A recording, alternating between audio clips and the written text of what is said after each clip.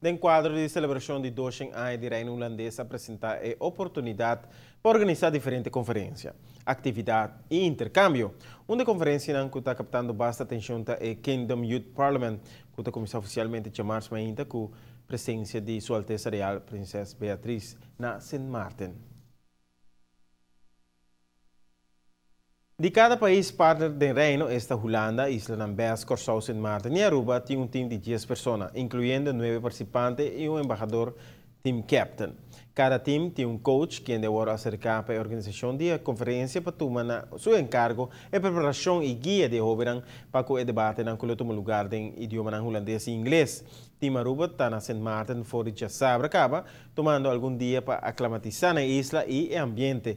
Nang biya com o ministro Michel Hoiburg bem claro que está um coach, mientras que o embaixador Marfir Aguirre Broca a viaja fora de Holanda para topar com ele.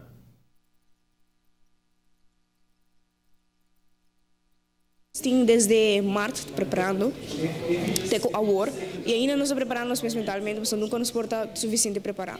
Seguro, nós começar com treinar como dirigir nos mesmos no público, como argumentar, como reaccionar com algo outro também, como cognitivamente, como nos transformar informação e agora tem dois idiomas, inglês e holandês.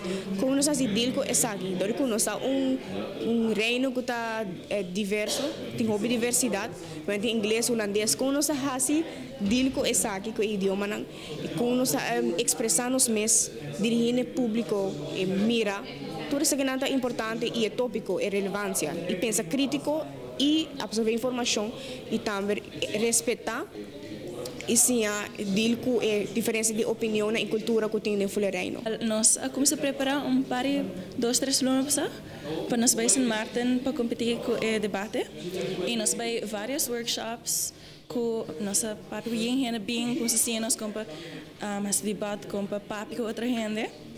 Dus dat is interessant, nós zien hoop também, pero agora nós estamos vendo nós na arte parte agora, dus nós estamos um pouco nerviosos, hoop que não pang nós nem cansado também, pero nós estamos bem, nós estamos aí St. Martin agora e nós aí topa toda gente de Corsau, de Holanda. Sagduni por mim biat representando a Aruba em exterior, então nós preparar para o debate nang junto com o Parlamento Opinião, nós fazemos vários workshops, então nós trein debate mesmo, nós trein public speaking, então nós vários outros workshops também nós fazemos. A organização está relatada ao desenvolvimento de Kingdom Youth Parliament via a website www.kingdomyouthparliament, riba a página de Facebook também Kingdom Youth Parliament e via de Twitter na @KY Parliament. Tudo isso aí vou post também, vou tweet e também vou check na riba na website.